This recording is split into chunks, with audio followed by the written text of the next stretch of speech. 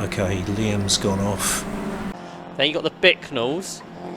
And side by side with Paul Offord, who's getting on screen again. But he's about to go a lap down to Peter Keane. His race has improved. He's back up to 20th now, isn't he, Paul Offord? Does this work? Never tried this before. Oh dear. Welcome to my race report for our race at Donington on the GP circuit. I'm going to show you my fastest qualifying lap. We're coming down here across the start finish line there to start the lap. You can see I've already done a 2:03.56. We go into this first corner called Redgate. You've got to get a really late apex here, otherwise you'll be out onto that gravel on the left, and lots of people do end up there, I can tell you. Okay, we come round these corners here. I think that one's called Hollywood, and now we're into the Craner curves.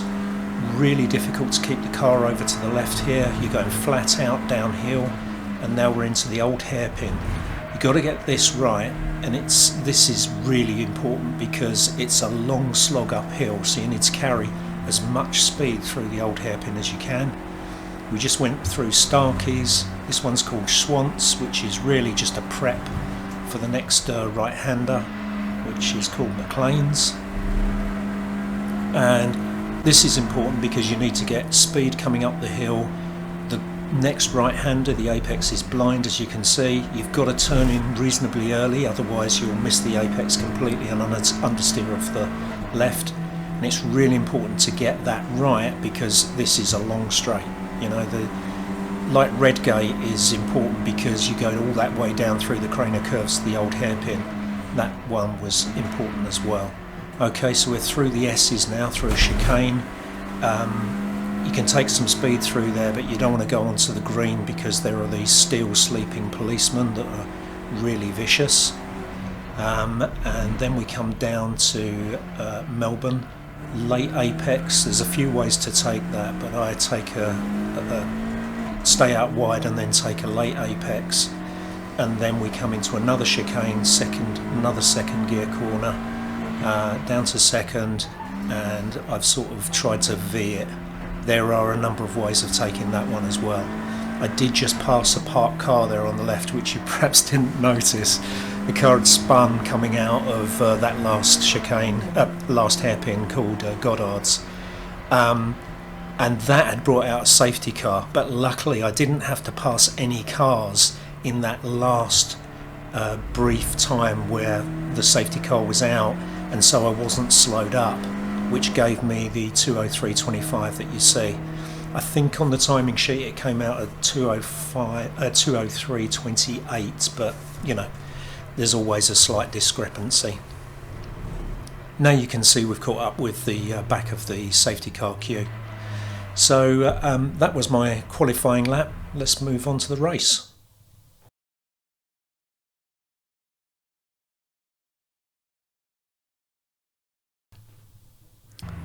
As you can see, we're just coming up to the last corner before the start-finish straight at the end of the green flag lap. So I had told my radio man Jaden to tell me when the lights go out, but when I came round here you can see they held the red lights on for a long time. So we're now coming down to the red light. Someone's gone too early. I don't know what he's doing. Right, we're now racing, and I've immediately lost a position. But you know, it's no problem this early stage. Yeah, and I've lost to Liam as well. I'm not panicking. It's all good. You'll see I lose a few. That's Jonathan. He didn't quite get past me there. Someone's just gone off, as we've seen, which I'll feature later on. So we're coming down through the Craner curves and down towards the old hairpin. Now Jonathan has got past me.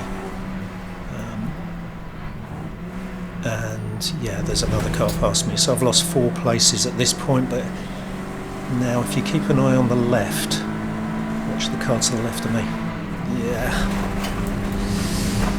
Yeah, so that was, should we say strong, forceful, something, assertive. Yeah, if I hadn't have taken avoiding action, it definitely would have hit me in the side, and it wouldn't have done either of us any good. So I'm now, I think, wow, goes the Fox Lux car. I think at this point the safety car has already, the safety car board has come out for the incident we saw at turn 1 at Redgate. Right, we're coming to the end of the period now, and if you keep an eye on that board up to the left, the light board, it's yellow and then suddenly it goes green. So that's the end of the safety car period. No one can overtake until we cross the start-finish line. So they're all holding position, getting ready. So we're coming around here to the start-finish, and about now, yeah, there, we're now racing. So I'm free to overtake. I've fallen back a bit on this guy in front, but yeah, not too much trouble. I'm reasonably confident that I'm faster than the first 3 cars in front of me, so we should be able to get those. But let's see how this goes for the start of this stint. Okay, so coming down to Old Hairpin, I've got a good line through there. You can see that I think it's Connor or Neil in the blue car has run wide. I've got a better exit out of Old Hairpin, so I've caught this car quite quickly. I'm trying to see, I know obviously it's a DTO car as it says on the back of the car. I'm just trying to see who it is. Oh, there's one that's slowed. Is that 101? So that must be Ben. You can see the Ben Wilshire, or the guy he drives with. I think his name is Will. Okay, so didn't get him there. I've fallen back a bit again, but we'll keep at it.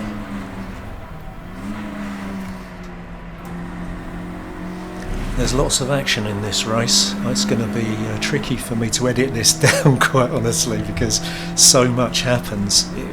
There was 50 cars on the grid, and it was very tight. We're at the end of the season, and so everybody's got quite fast, particularly back here in the sort of mid-pack. There are lots of people who drive at sort of fairly equal speeds.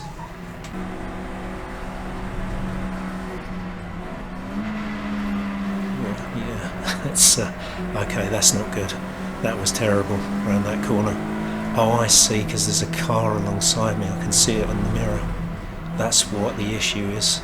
Oh, and is it the Fox Lux car? My nemesis. But it is.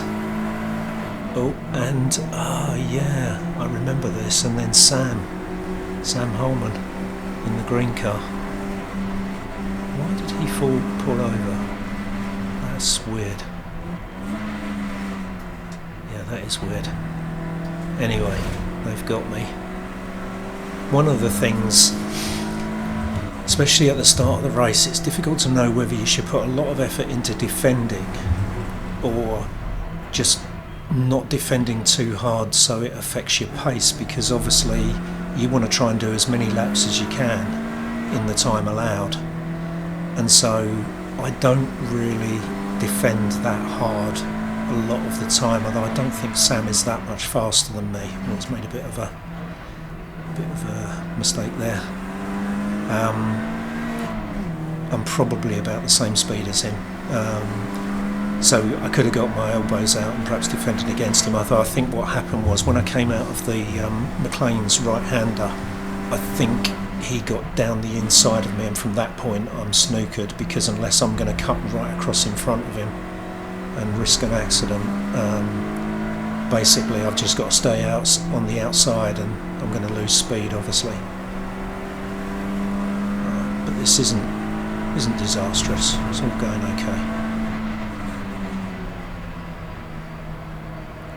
That's a better line through hairpin.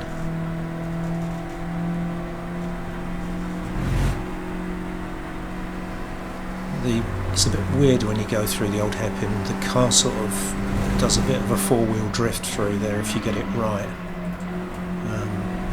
obviously you don't want to drift too much because you're just losing loads of speed, but it enables you to sort of turn and get on the accelerator quickly to pull you up the hill.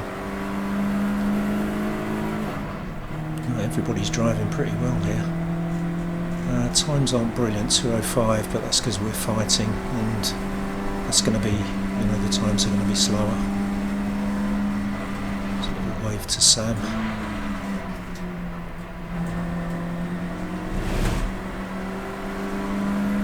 I think he waved to me, if I remember rightly. So, let's see what we do here. Yeah, I've stayed out wide. Not as wide as I could have, but depends if you want to try and overtake move through that hairpin. This next hairpin is a real devil to get right. I tried all sorts of lines, so this time I've stayed out quite wide, and I'm going to cut back in towards a very, very late apex. Yeah, pit window came open, that's right, I remember.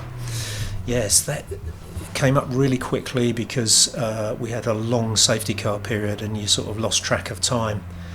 Now, I wasn't sure where my pit crew were because we didn't have allocated garages for this race, so I had to look out for them as I came down the pit lane, and I nearly missed them, as you can see. So I came out after the first pit stop, did a couple of laps, as you can see by the lap counter, and then I decided to go straight back into the pits. I wanted to get the pit stops over in case there were more safety cars. By Luke Fox, it may well be AJ Duffleboard. Now there's Paul Offord in the pit lane, who had a disappointing start to the race from his point of view.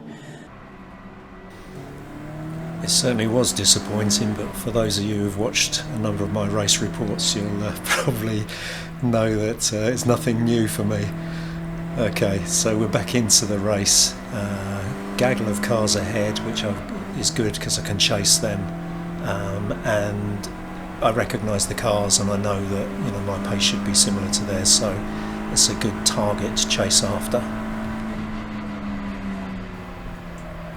So you may have noticed on that live stream clip that I was placed 38 at this point out of 50. Actually, I think there's only 48 running at this point because two cars ended up in the gravel at oh no, one car, it's only one car, yeah, two cars did end up in the gravel at turn one, but one of them came back onto the track and started racing again. But my mate Jamie Dunn, it was tragic. He got punted from behind, turned around, and then got hit in the side and totally destroyed the left front suspension of his car, so there was no way that was going to rejoin the race.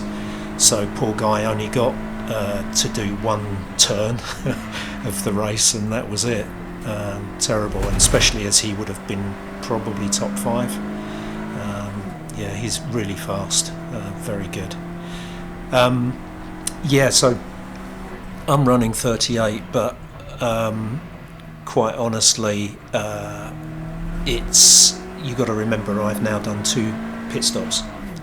I've done both my pit stops, and some people hadn't even done their first pit stop at this point.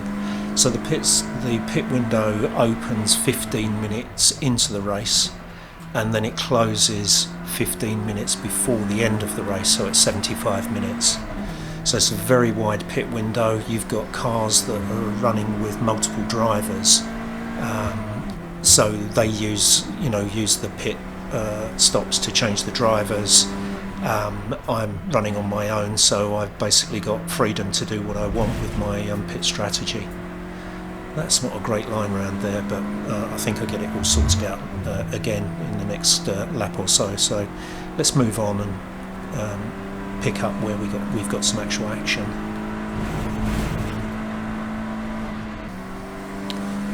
Okay, this has taken me much too long to catch up with the people in front, but I'm now catching them. You can see my times are now down to 2:04, low 2:04s. That's what I should be doing. In fact, really, I should be in the 2:03s, although the car's still quite heavy with fuel at this point, but the times have been coming down. So I don't know who this driver is, but I think well, you can see it's got a novice cross on the car, and I think they're fairly new to racing. Oh yeah, number 14, I remember seeing it. Yeah, yeah, I think that's a relatively new driver. I should have the sheet in front of me to tell me who these people are, shouldn't I? Right, and I'm chasing after that black car in front. So let's move on when we're closer to that car. Okay, the black car has slipped away from me again, and now we're coming up behind another relative newcomer. I mean, the thing is that we say newcomer, but some of these guys have come from karting and they've done like 10 years of karting, and I tried a bit of a move there, didn't quite work, did it? Might have got a bit of a... no. Okay. Yeah, they've come from karting, they're all really fast, the young guys, a lot of the young guys who come into this are really fast. So the novice cross is a bit misleading. Yeah, this is going okay. So that last lap was a 2:03.27, which I think that's my fastest lap. Yeah, 2:03.27. I think that was my fastest lap. And in fact, in free air, eventually after this point, I think if without anybody in front of me, I was putting in 2:03s repeatedly, which is what, you know, I've said this so many times on so many videos, but that's what I should be doing. You know, I should be fast from the get-go and not have to take what's probably been about 20 laps to get up to speed. I haven't done much practicing on this track. I haven't raced on it for 16 months, I think it was, or 18 months, and I did a test session on the Friday before this race, and the test session was just dreadful because there were so many red flags and none of us got, well, I think I probably got about 25 laps if I was lucky in total. I'm not even sure I got that many. And I really needed a lot more than that to really get the flow of this into my head, and to make sure that I could do consistent laps. And it's taken all this time, you know, additional time in the race to get me to this point. That's one of the differences between me and the better drivers. If you take Jamie Dunn, for example, the guy who came off at turn 1, he hadn't driven on this track before at all. And I followed him round on his first couple of laps, and it was easy to keep up with him. In fact, I probably could have overtaken him. But after about 3 or 4 laps, he's then going like 2 seconds faster than me. And then by the end of the session, he's going 4 seconds faster than me. You know, and it's that ability to adapt. I think it comes with a lot of racing experience, and which I don't have. You know, and started a bit late in life to do this, and it's going to be a tall order for me to keep up with some of these youngsters, I think. But that doesn't mean I can't have fun. I had great fun during this race. So let's wind forward a bit more. Okay, now we're catching up with the Sam Holman and Neil McDonald car. I think this time this might be Neil driving. You can see he's got a novice cross on. Not to decry his abilities, but I don't think I would have got right past Sam like this. So yeah, so I just took a tight line into the Melbourne hairpin and managed to get the job done. So let's move on again. Okay, you can just about see the black car that I was trying to chase up at the sort of on the horizon there. It's like a bar of soap in the bath. He just keeps slipping away from me. Oh, for goodness sake, Paul, just do it. Get it done. Oh, this is so frustrating watching this.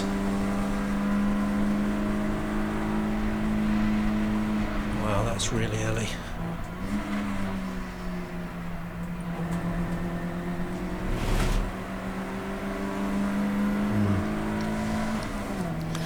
Do we go for a move at the hairpin? I seem to have dropped back a bit, which is not good. Oh, I see, he's gone. Oh, right, okay. Yeah, I remember that. Yeah. So he's gone in too tight, too fast, and then lost it. Okay, so I think that's the way I got him at Snetterton, wasn't it? The unforced error sort of idea. Okay, now where's this black car? Oh, there he is, he's gone past another one. Every time I think I'm catching him. I have to tell you, at this point I didn't know who was in that black car, and I didn't know right until I got back into the paddock and the driver came up to me and I realised it's someone I know really well. But we'll talk about that in a minute. Alright, at last I'm up with them. Wow, Jim's just gone past the black car.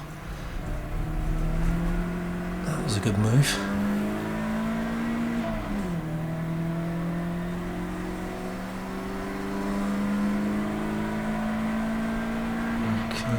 And I try, no I didn't, okay, so I sort of stayed out more or less wide. That is so slow, you've got to be so patient around that hairpin, that last hairpin. Otherwise you just end up on the in the dirt on the right hand side of the track. So what have we got here? So we've got number 89, which is the car right in front. We've got Jim Allen in front of that. I'm not sure who that other car is. Is that the silver car I overtook earlier? Perhaps they've done another pit stop. Yeah, I would say so, because he's staying out of people's way, which is what you do when you're a novice. Yeah, that is the one, isn't it? Now those guys have got past and I'm not. Yeah, number 7, that's right, that's what it was. Okay. Jim used to race with 40/40 as well, same as I did, Rive and Drive. So I know him a bit. He hasn't raced much this year, but he's got some pace. There's no doubt about it. He built his own car, I think, last year, which is this car he's racing in now. But he's been setting up a business and doing all sorts of things, so he's not had much time, I don't think, to race. Okay. Need to make a move, Paul. Oh, no, you saw that coming. Oh. Yeah.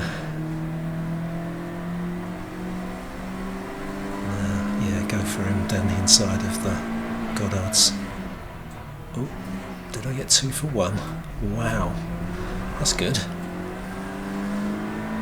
Oh no, I can see he's coming back at me, isn't he? The 89 car. I've got Jim, but I'm not convinced I've got the other one. Yeah, he's right on the outside of me. Yeah, this is going to be tricky. Yeah, unless I'm prepared to slam right across in front of him. Yeah, so I have to tuck him behind. Okay, he's gone a bit wide. Yeah, got some speed on him. Oh, that's good. Okay. Yep. So that's not a bad move. You know, stay on your line, stay out wide, and take an extremely late apex so you can straighten the car up and sneak past them as they run wide. Okay, good stuff. Let's move forward again. Okay, I'm catching up with another DTO car. See these cars a lot because it's a big team. I think they ran 7 cars in this race. It's, they turn up with colossal car transporters and hospitality stuff, and yeah, very professional outfit. Okay, yeah, getting some. I've got the speed on him out of Old Hairpin there.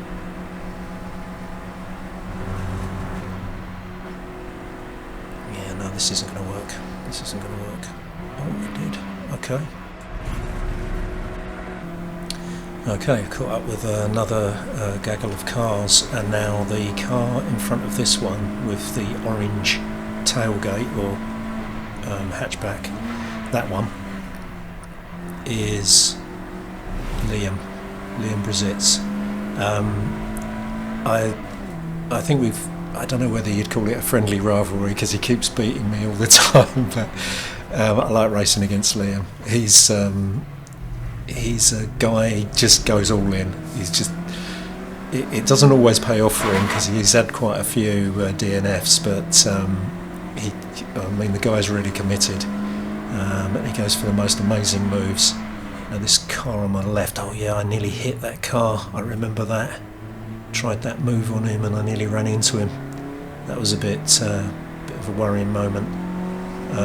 Those guys, that's the Udang car, they have got faster and faster. There was a time when I'd have no trouble just breezing past them, but you can't do that now. They're much faster than they were. So now we're going to have a go at Liam. He's run a bit wide there. So what have we got here? We've got Liam. The white car in front of that, I've got a feeling is Melissa Bexley, I reckon, because I know we all end up in a sort of group. That's the first time I actually exceeded track limits. I got away with it, I didn't even get a warning, but as far as I know I didn't do it at any other time, but that's because I'm desperately trying to chase Liam. I recognise that car between them, but I can't remember who it is. I'll look it up in a minute. This is good though. I'm gradually reeling him in, very, very slowly.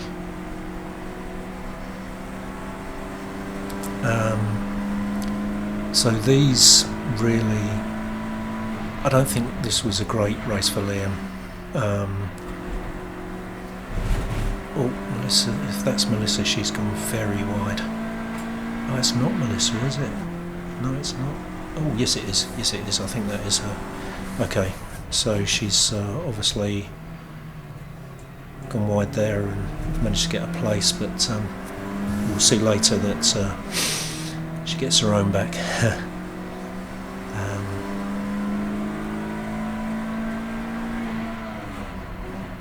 Yeah, it's not very often that I'm able to stay with Liam actually. So I guess he's not had a great race and I've got a bit faster. At this point, let's see what this time is. See 2:03:31. I was just banging in 2:03s one after the other. So that's why I was able to catch them. So let's stay with this because I think this gets quite spicy a bit later on.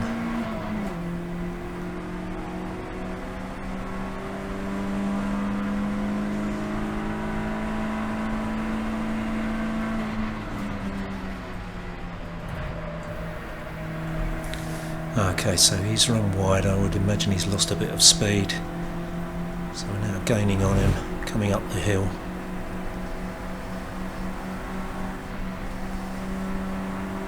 Going down, trying to go down the inside of him at McLean's, so he's not letting me do that. He's running wide again. Can I get him through Coppice? Okay. Wow. That's good, but believe me, he doesn't give in that easily. So. We'll have to watch on a bit further to see what happens. Okay, now we've caught up with another group of cars. And you can see, I don't know if you can see my mirror, Liam's still there, really close.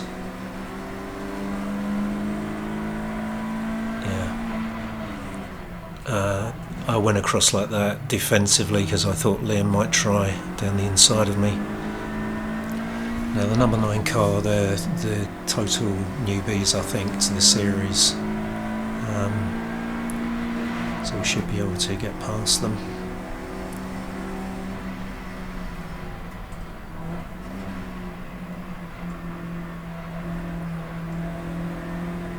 Yeah, a bit wide there. I can see Liam lurking in the background.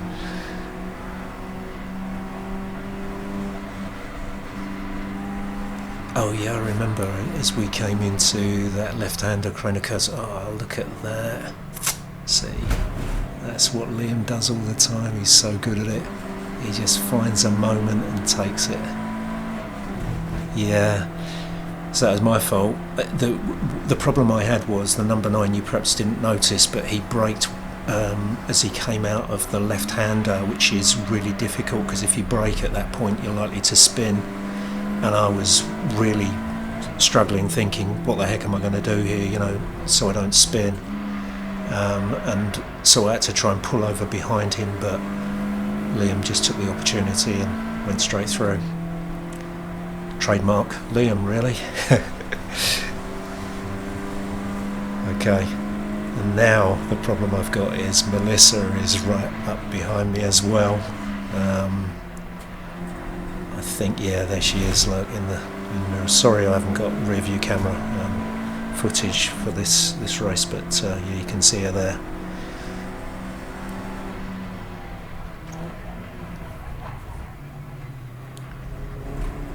Yeah, this is good though. It was good fun, really good fun. Racing with these guys, and you know,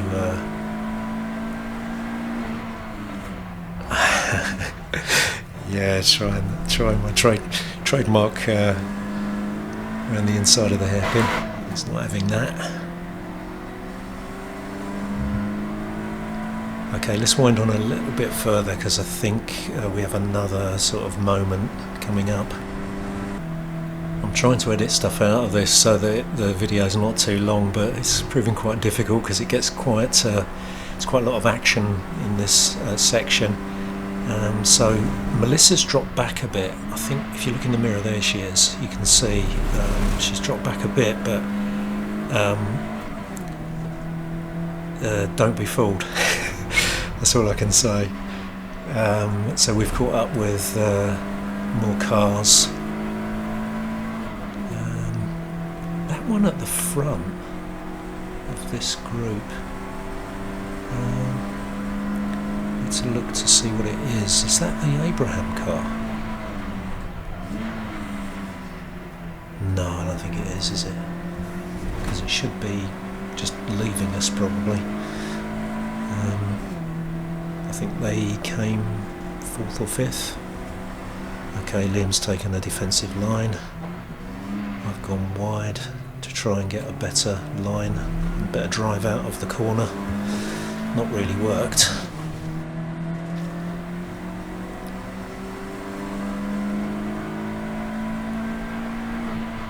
Yeah, I decided not to try the inside this time. The guy in front made a mistake. That's affected Liam. That's why I've got down the inside of him. Yeah, no, he's out-dragged me down here, hasn't he?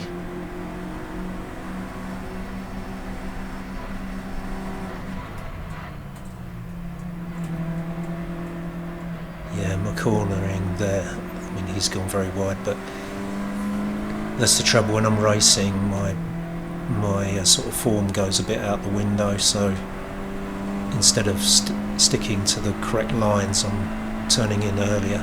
You can see Melissa's right behind me now, and now she's getting me. Look at that. Oh, that's not Melissa. No, aha. Yes, Melissa is coming up because yeah, she sort of used Mac Priestwood. He was the first car who went through. She used him as a stalking horse sort of thing and then followed through. Although I did have the opportunity to get across in front of her. That was a bit silly. Yeah. And the trouble is, when you're racing against someone like her, because she's very similar pace, it's really difficult to get past. because yeah, because we're so close in pace around the circuit. Yeah, I'm not going to try it down the inside of the chicane, I don't think. We'll see how that does feature a bit later. Okay, this is very late in the race. You can see it says 27 laps. That's 27 laps in this current stint, so yeah, this is late in the race.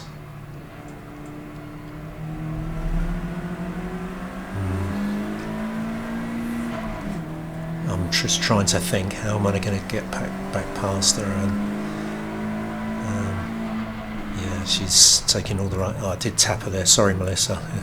I don't think I did any damage, but I did tap the back of her car there.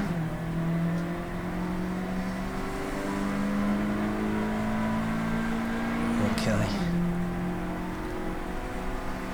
This is. I'm frustrated even just sitting here watching this. Ah, see, no, I did a bad line through there. She's got away. Look how much she's gained.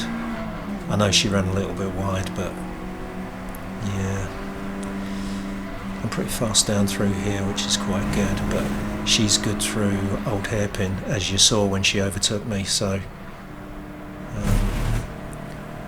okay, she's being held up a bit by that car in front, I think.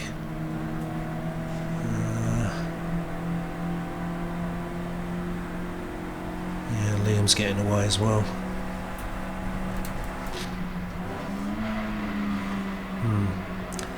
Oh, we're 40 minutes into this video and I'm tempted to let this play out right to the end because I know that there's quite a lot of action coming up, so excuse me if I'm being a bit indulgent here, but I think it remains pretty close all the way to the end now.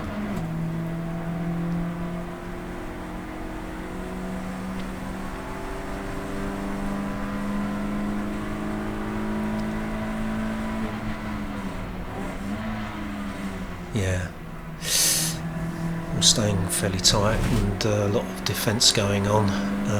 You might notice in the mirror, if you watch carefully, you'll see the black car has reappeared, number 89. Yeah, there he is.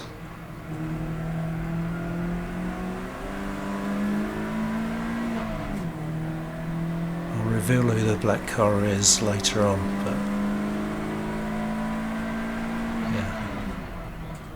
so now I'm going to try and undercut her through here. Yeah, that hasn't worked. Yeah, I'm just not getting enough speed.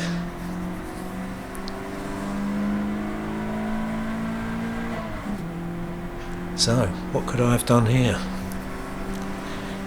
Give me your comments. Tell me what I should have done to get past her. I mean, as far as I'm concerned at the moment, the most likely way to get past her is to distract her and try and get her to make a mistake. You know, the cars are evenly matched. She's evenly matched with me in terms of her outright speed, so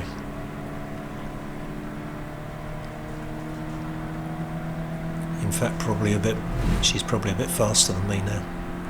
She's been doing this series and Armed Forces, the Armed Forces race series, so I think she's got a lot of experience now, and you know, that definitely is showing through. Blimey, I hope that doesn't sound patronising. I don't mean to be. Okay, so this car is the 4040 Arrive and Drive car. I think this is Daniel driving, and yeah, he had a good solid race, did alright. Falling back a bit here. Oh, yeah. Okay, he sort of dive bombed me. Yeah, it's the guy who sort of pushed over on me. Look, he's doing it again. Yeah, sort of pushed me a bit at the start of the race. I don't want to I don't want to make this political, so we'll leave it at that. All I will say is, you know, you should really leave enough track space for someone, you know, width of their car. Yeah. Try it again. Yeah. Don't know what to say. Okay, let's carry on anyway.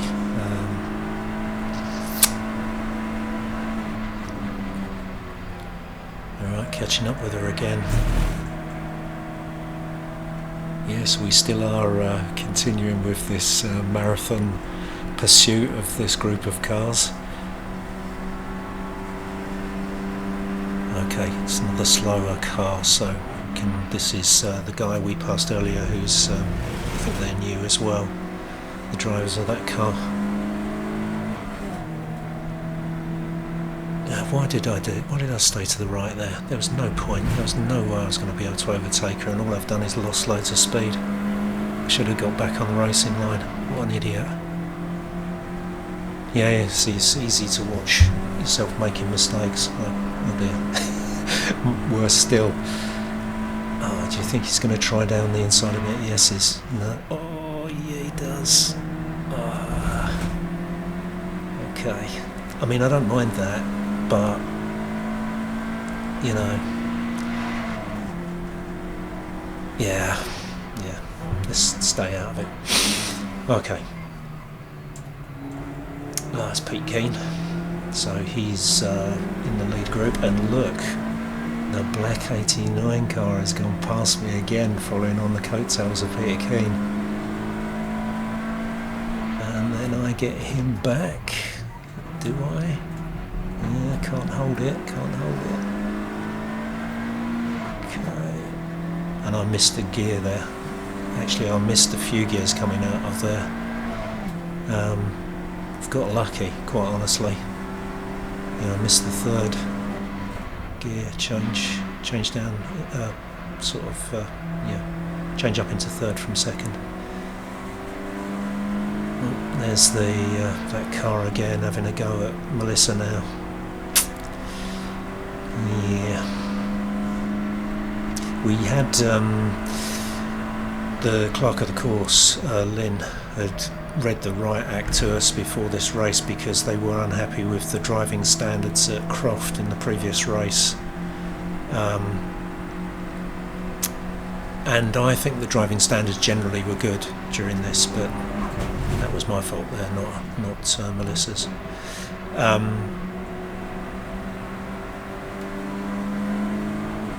Yeah, I thought the driving standards were good, but there were a few notable exceptions.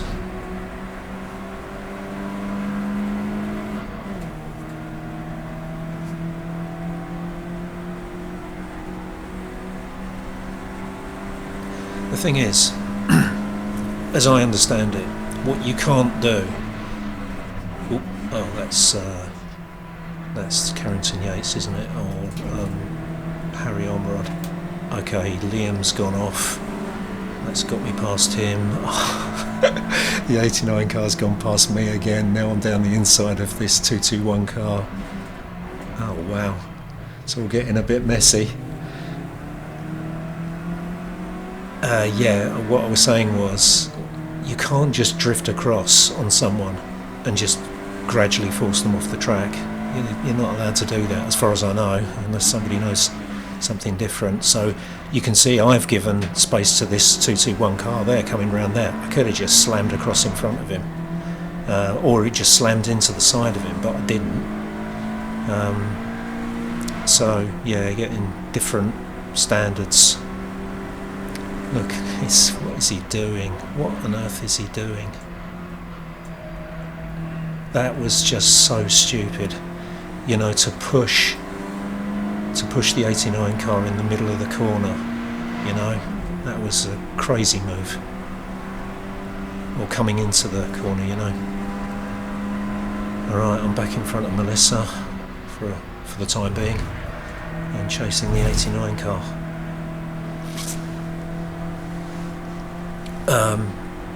Not very fair on Melissa actually, because the only reason I've got in front of her is because of the actions of the other car. But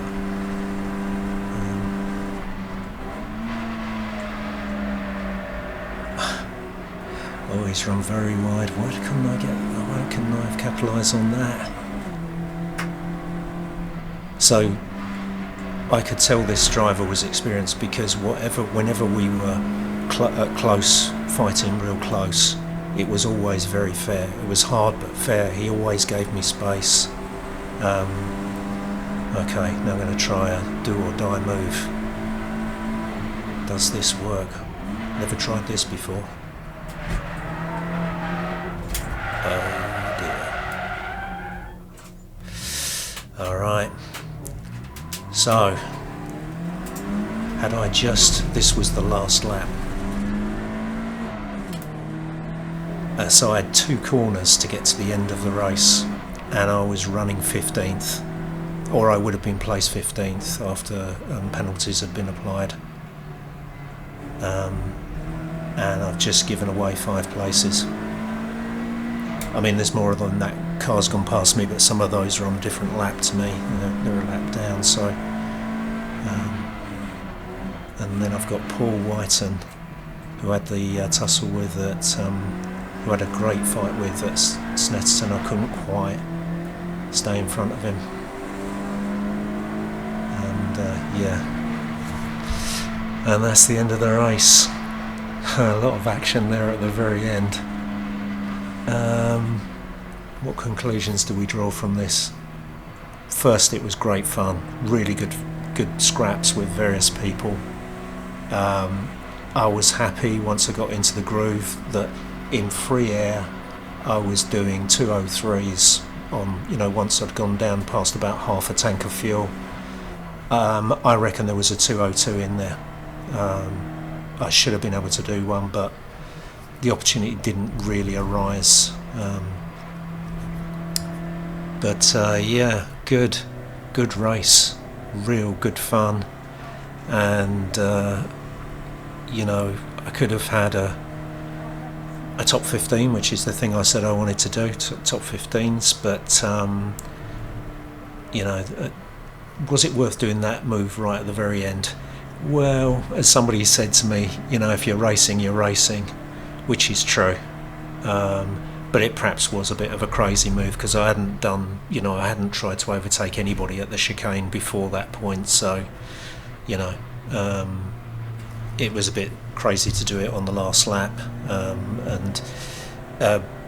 So what I haven't told you is who was the black car, number 89. It was Freddie Tatum, and Freddie's really experienced driver, and we had great scraps all the way through it. And the only time I knew was I was standing in the paddock after the race, and he came up to me and said, "That was good fun, wasn't it?" And I said, "Oh, was that you in that 89 car?" And he said, "Yeah." But he was very happy with his race, and happy with the way we'd raced together.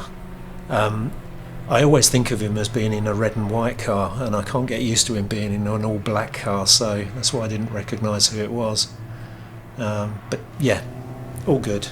And we've now got a really long break through to the start of the next season, which I can't believe we've got to wait so long, but hey ho, I'll do some testing. That'll keep me happy for a while.